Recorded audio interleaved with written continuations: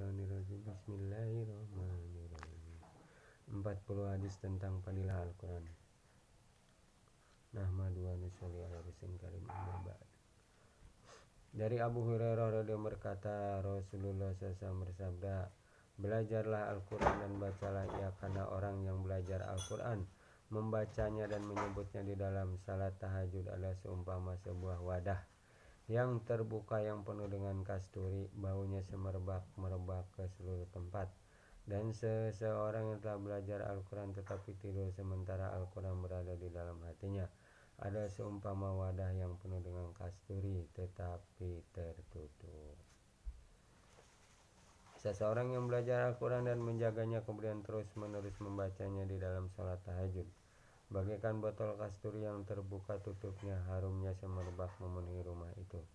Dalam keadaan yang sama, seluruh rumah juga dipenuhi dengan nur dan keberkahan disebabkan bacaan Al-Quran seorang hafiz.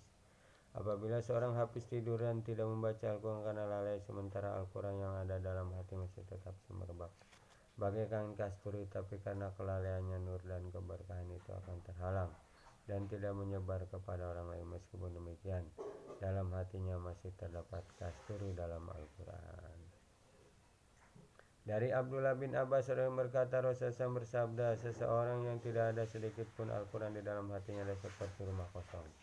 Diumpamakan dengan rumah kosong mempunyai maksud yang halus, seperti katakan dalam peribahasa, otak manusia yang kosong adalah tempat setan bekerja.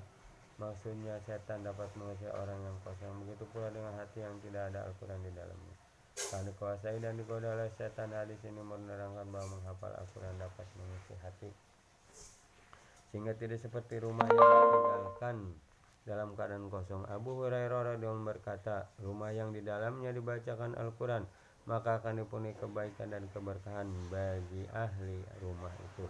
Para malaikat mengerumuninya dan setan-setan akan meninggalkan rumah itu. Sedangkan rumah yang tidak dibacakan Al-Quran di dalamnya, maka keberkahan akan hilang. Malaikat akan meninggalkan rumah itu dan sebagai ganti setan akan datang. Ibnu Mas'ud radhiyallahu dan beberapa orang sahabat telah meriwayatkan bahwa Rasulullah bersabda, rumah yang kosong adalah rumah yang di dalamnya tidak ada yang membaca Al-Quran yang mulia.